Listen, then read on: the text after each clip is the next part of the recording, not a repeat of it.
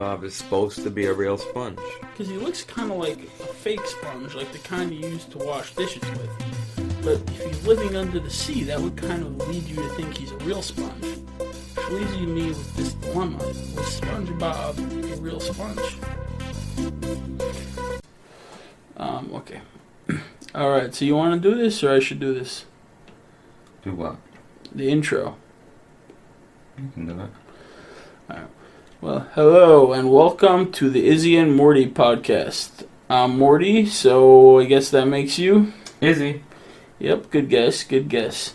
So anyhow, today we're going to talk about Pesach, Hamoed. We're going to have a musical performance by Izzy. We'll also have a special guest, Balduk. He's a local gas station attendant. And yes, of course, we will be talking about SpongeBob. Pesach for a second. How do people get so fat over Pesach? There's nothing to eat. I mean, if you don't get fat on a regular week, how do you get fat with taking all those foods out? I don't know, Morty, tell us. It's the rainbow cake. The little $4 rainbow cakes, huh? $4 a piece, mind you. Yes, rainbow cake. That stuff is so horrible, but somehow on Pesach, you enjoy it so much. I think it's the knowledge of knowing how much you spent on that. Like, if someone gave you free rainbow cake on Pesach, I don't know if it would taste good. You have to spend $10 a box, and then you open up the box and it's 3/4 empty. I think because, like, it rainbow cake looks, it just looks, I think it looks so much more than it tastes, even in regular, that, like, it just doesn't make sense that it won't taste like regular cake, like it does in the regular version. So, like, when I see, like, those colors and when I eat it, like, it has to taste the same because it looks so the same. The colors, they do a good job on the eyesight thing, and those colors are so absurd in a cake that, like, when I'm looking at it and I'm eating it, whether it has, like, fake, I don't know, cornstarch, whatever they put in these stuff, and, you know, potato starch, whatever, and water and vinegar, cinnamon, and whatever. I don't know what I'm saying, but. And did you just say water, vinegar, and cinnamon? I don't know. I'm not a good baker. I don't know what kind of cakes you make. I like cooking. I don't really bake, but. I think rainbow cake is kind of like the Kia of cakes. The car, Kia, it might look nice on the outside. It's a piece of garbage. Yeah. I went to Virginia Beach one Hamoed. It's a nice place. It's fun. It's some good times over there in Virginia Beach. Went there with some friends once too. Went there with my wife once. It's a nice place. Good time of the year to go there. It's nice, like in between. It's like off season still, but not quite. Not like it's not cold, but it's still off season. Get cheap rooms, but nice weather. Yeah, it's pretty nice. I think my favorite place I ever went to was a lot. Bottom of the Red Sea. You ever been there? No, I can't say I have. Never been there. Yeah. Yeah, which one was scuba diving there? There's some cool stuff. You get snorkeling, scuba diving. It's gorgeous over there. It's like, there's also really nice, like, boardwalks, and it's a nice place. So how do you scuba in the Red Sea? How do you scuba in the Red Sea? Yeah. I'm assuming the same way you scuba in the Black Sea. Is there such a thing? I don't think there's such a thing as a Black Sea. Maybe in parts of the Caribbean. But, no, I mean, because you're floating. In the Red Sea, in the Dead Sea, whatever you want to call it, you're floating. You always float. I mean, I see in the pictures. I see people floating and reading newspapers. That's the Dead Sea, not the Red Sea. They're two Aren't they different the same? things. No. The Dead Sea is dead. That's different. The Red Sea, well, it's not red, but they're different. Different parts of Israel, completely different. Do you float in the Red Sea? No. So I've totally got my geography just always messed up. Probably. Oh, wow. Jeez.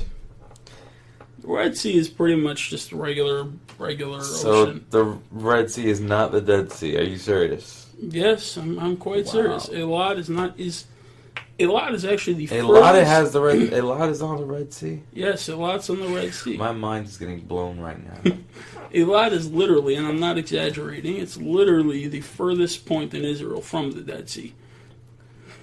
Wow. I thought they were always the same. I really did. I honestly did.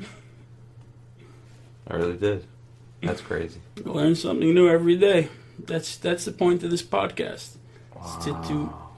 Is to help with your geography. Whoever's listening now knows that the Red Sea and the Dead Sea are two different places. And that's just neutralish. It's neutralish, definitely. That's just neutralish stuff, you know? Neutralish stuff that you gotta know, you know? It's nothing special. It's just... Speaking of the bottom of the Red Sea, how do you get to the bottom of the sea? Like, do you dig to the bottom? How do you get to the bottom of the Red Sea? Well, the Red Sea is easy, because you could scuba. The Dead Sea is tough.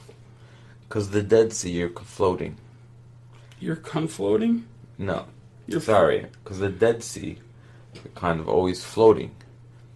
So, Dead Sea, they want to explore the bottom somehow. They're not going to be able to do it. They're not going to be able to do it because it's too much salt. So if a person wants to do it, he can't do it. Yeah, maybe they could drop cameras and stuff, but you know, that's not good enough. Person wants to do it, he's got to dig a tunnel. Gotta dig a tunnel. He's got to dig a tunnel. That's what he's got to do. Let me explain it to you. He's got to dig a tunnel. He's got to take some excavators. He's got to start digging. I'd start about four. I one time tried to dig a hole in the water. Hold on. I'd start 4 clicks west of the water. Or so south. You're not going to dig in the water itself. No. You can't do that because you can't dig water. That's ridiculous. Anyway. And don't be silly. And I would dig 4 clicks west, south, or north, wherever there's sand. That's opposite the water. And 4 clicks is about 3/4 of a mile. And it really is? Interrupting me is not going to help. I just don't believe for a second that you know how far you can look it up on the web, on the World Web. Anyway, and then I would get the excavators there, the drill bits, you know, the big ones they use like to get those 20 guys out of the cave that time. And you drill, and then you dig that tunnel, and you drill it all the way under. And then you get this guy, and you get a diver suit, and it would help probably if you get Elon Musk, because he's very good at this stuff. First of all, he has the company, the boring company, the holes company, and he could help because he could make a diver's helmet with a helmet, like one of those drill bit. Yes, that's what I'm talking about. He could make a helmet with on top of the head is like a cone-shaped drill bit, and it's going. It's like steel with like maybe like, you know, at the top they have diamonds, so it's very rough, and you can have the guy torpedo underground until he gets into the ocean. Once he gets into the ocean, he won't even need that, and that thing can like float to the top, and then they can get it. So now you're under the ocean. So now he's under the ocean. He's on the bottom. Once he's at the bottom, then he can, you know, kind of have suction cups to keep him on the bottom. Suction cups. Yeah, suction cups. That's definitely what I would go for. Suction cups, man. Or perhaps he can get some sea turtles that, you know, like, that are trained and that are willing to help him crawl across the bottom. You know, like he could use them as like flippers. You know, have them taped onto his, like, you know, or like velcroed onto his hands and feet, so he can crawl with them on the bottom. You know, because they could probably go under the thing. Crawling sea turtles. Because sea turtles can do that. They adapt. Is there a difference between a sea turtle and a regular turtle? Yes. What's the difference? One goes into the sea. One goes. I figured that much out. 1 second. So you dig underneath, and then you get to the bottom. Is that how SpongeBob got there?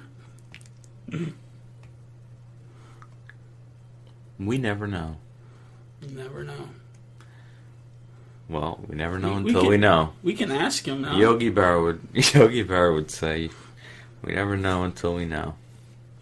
Never know until we know. Yeah, and then even when we know, we're probably wrong.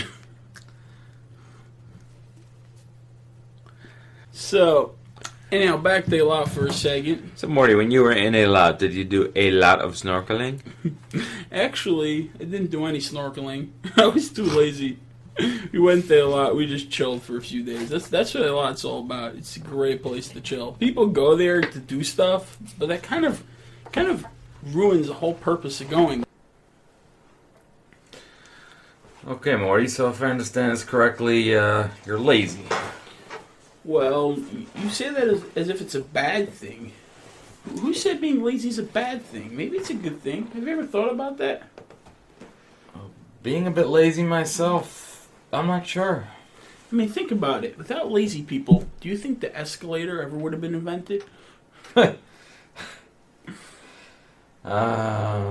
Somebody had to look at a flight of stairs and be like, I have no way I'm going to actually walk up that flight of stairs. I'm going to stand on the first stair, and it's going to magically climb up for me.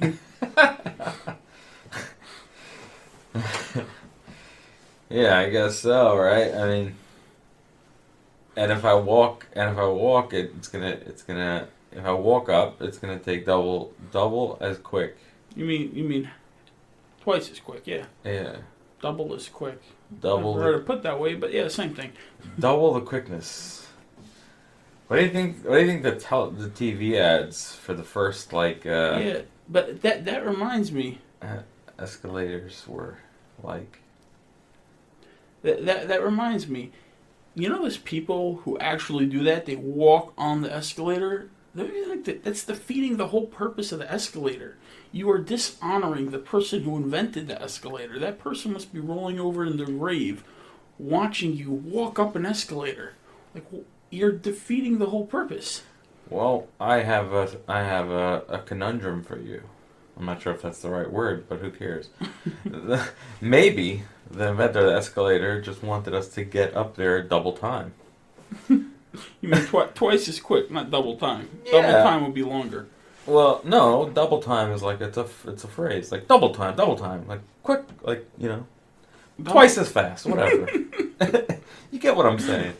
I get what you're saying. It just makes no sense. Double time means double as quick. I don't know. It's a saying. They use it, I think. And sure, you think that the person actually had these ideas that if he could help people walk up quicker, they could get there quicker. Possibly. Maybe that's why he made it. It's possible. Anything's possible. But yeah, I've heard people go snorkeling there. It's gorgeous. You can see a lot. I know a guy who actually met SpongeBob down there. Interesting. Yes. Did you know that SpongeBob is actually a real sea sponge? I did know that, yes. Yes. That's one thing I did know, actually. I actually wonder, is SpongeBob a real sponge? SpongeBob is supposed to be a real sponge. Because he looks kind of like a fake sponge, like the kind you use to wash dishes with. But if he's living under the sea, that would kind of lead you to think he's a real sponge. Which leaves you to me with this dilemma. Was SpongeBob a real sponge? I think he was. And I think sponges are real, aren't they? Yeah, sea sponge. I wonder if you can use a sea sponge as a sponge. Are they spongy, or do they just look like sponges? Well, I'll tell you this much. If you can use a sea sponge, and that's the real sponge, and you can use that in the shower to bathe yourself, then we've been hoodwinked by the establishment because I'll tell you, if we can use the real thing, and we've been using cotton or rubber or whatever those things are made out of. They're not cotton, The and fake- they're not rubber, but they're something. Polyester, whatever. That's The getting fake closer. stuff, whatever it is, that we've been rubbing on our skin for no reason, except to get a little whatever, to get cleaner. Then I think we've been tricked. I need me some real sea sponge. I wonder if they have that. All right, so Izzy, I'm going to give you a scenario, and you're going to tell me in this scenario what your last words are going to be. Let's start with this scenario. Somehow or other, I get you to jump out of a plane, and as I imagine, you would probably take a parachute with you. You're halfway down, the parachute will not open up. What would your last words be? Okay. First of all, I don't like that you put me on a plane with a parachute. Whether I don't Think of the bright side. I gave you a parachute. You said they'd throw you out of the airplane without the parachute. But then again, I did sabotage your parachute, so... You gave me a defective parachute. I wanted to make it seem like an accident. You know what? At least you gave me hope in the beginning. Okay, so my last words. First off, I mean, screaming, obviously. But amidst the screams, I would probably just scream out, like, how fast am I falling? Because I would want to know how fast I'm falling. That's just one thing. I want to know how fast I'm falling. I would probably try to do a little bit of the math. The mass equals volume times whatever, but I can't do math, so it wouldn't work anyways. But yeah, that's probably what would happen. Let me give you a scenario. What, are you trying to break some speed records or something? I don't know. I would just be curious. Just in case you broke a record, you can go to your grave knowing I broke a record dying. It's a very peaceful thought. Possibly. I'll just be praying, I guess.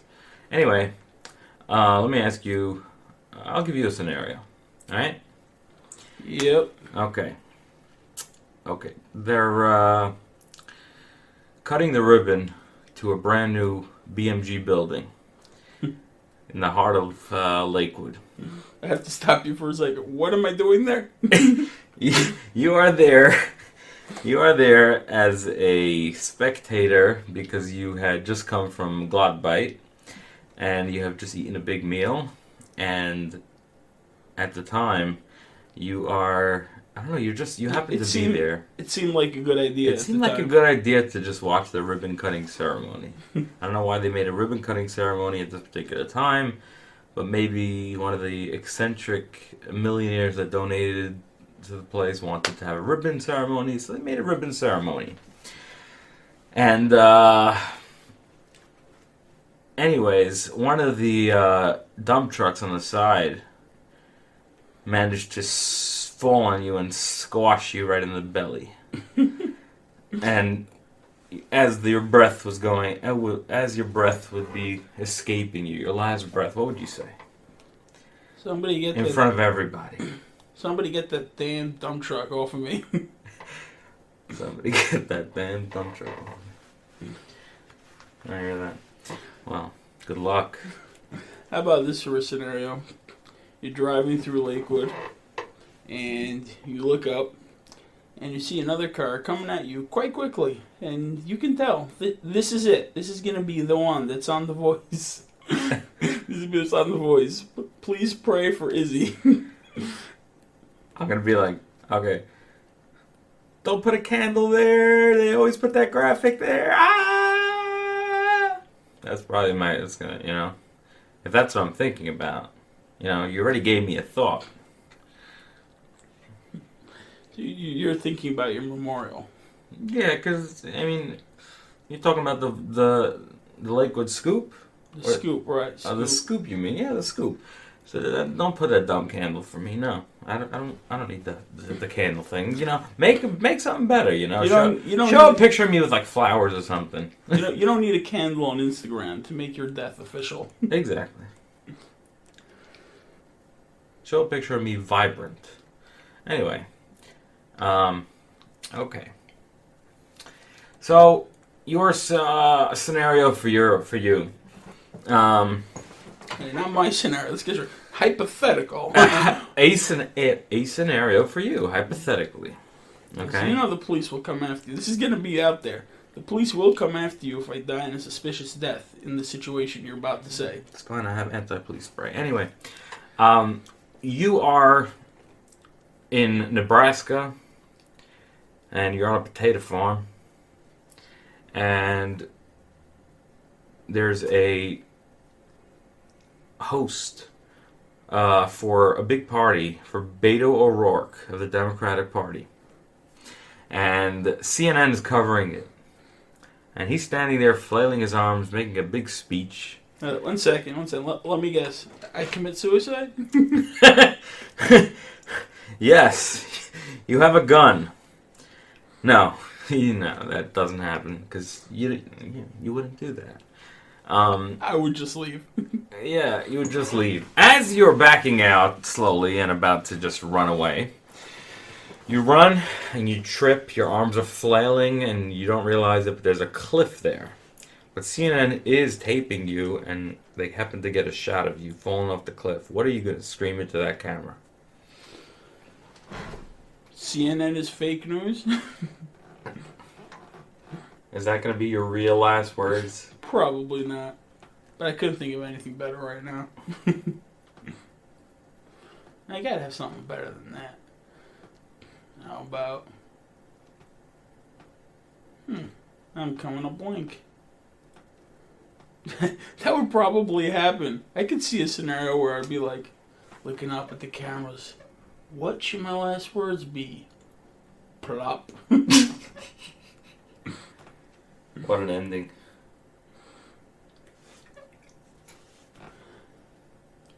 Yeah. I'm Mordy. For this first podcast, we actually have a guest coming in. He's our good friend, Balduke, the Indian. Balduke. Sure, we go way back. From our local gas station. And I think he's coming in a couple of seconds. He says he's outside the door. Balduke. Is he here? There he is. Come in. Okay, I'm coming. Hey. Alright. Hey, Balduke, how you doing? Balduke. I'm doing great. How are you guys doing?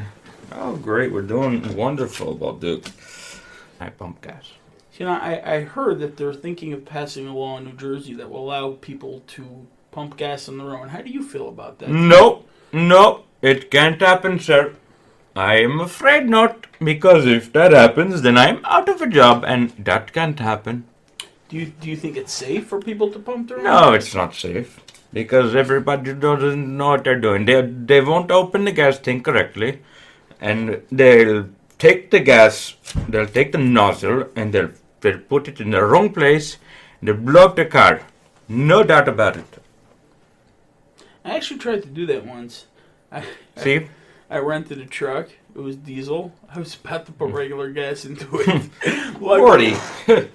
Are you serious? Yeah, it's true story. Luckily, I'm telling you, they do that, man. I'm telling you, some people. Yeah, Balduke, you're a hero in this scenario. Yes, you are. I mean, you save guys like Morty from doing this stuff. Yeah. Of course, I do. Luckily, at the last second, I realized that they're different size holes. As a matter of fact, I don't know if anybody knows that. Diesel and regular gas, the nozzle's different size holes, so idiots like me don't screw. Do you drive in Lakewood? I ride my bicycle.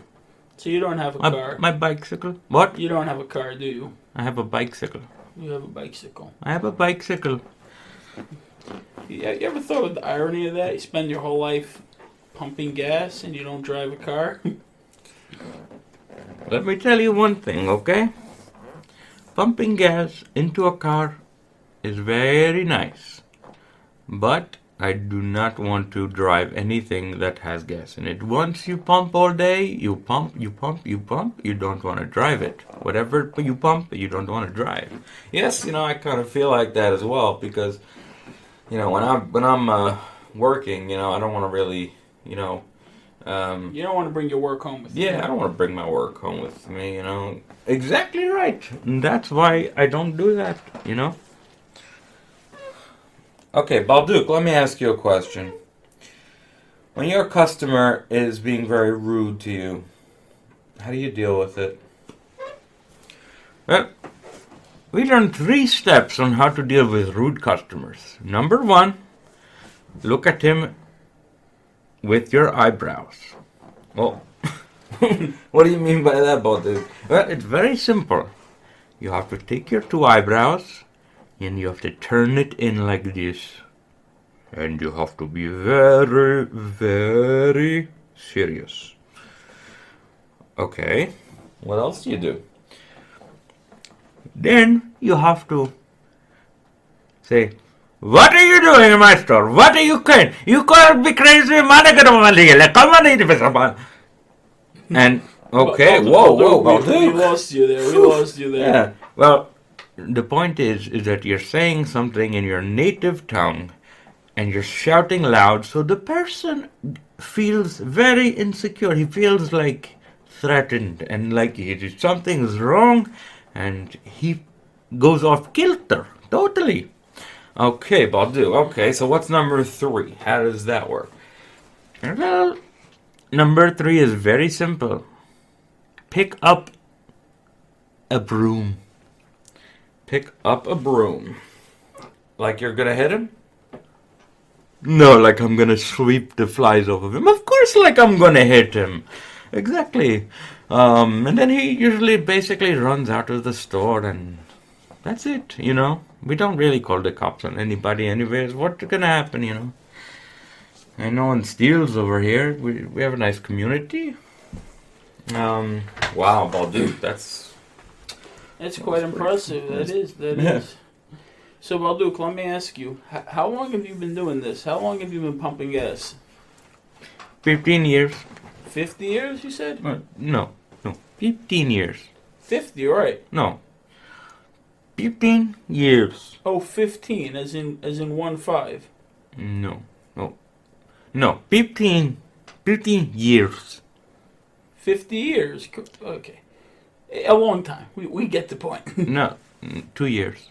2 years. Yes. 2 years. I feel like you're exaggerating a little bit about your gas station experience if you've only been doing this for 2 years. Can you truly call yourself an expert after pumping gas for only 2 years? No, I was joking. Not 2 years. 15 years. You're right the first 50 time. years. Yes. 50. No, 15. Oh, 15. 1-5, yes. 1-5. Yeah. 1-5. Yes. Yeah, That 15. That was 15. a joke. Yes.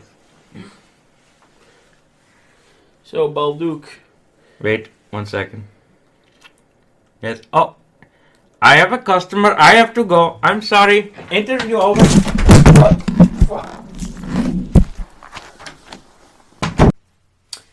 All right. Thank you, everybody, for listening to the podcast. Yes, it's been a real pleasure talking to ourselves. And in case somebody is actually listening to this, thank you very much. Don't forget to subscribe. Subscribe, I should say. Or subscribe, if that works. Subscribe. And, yeah, enjoy being neutral-ish. And you can find me on Twitter at Mordy Pascal. That's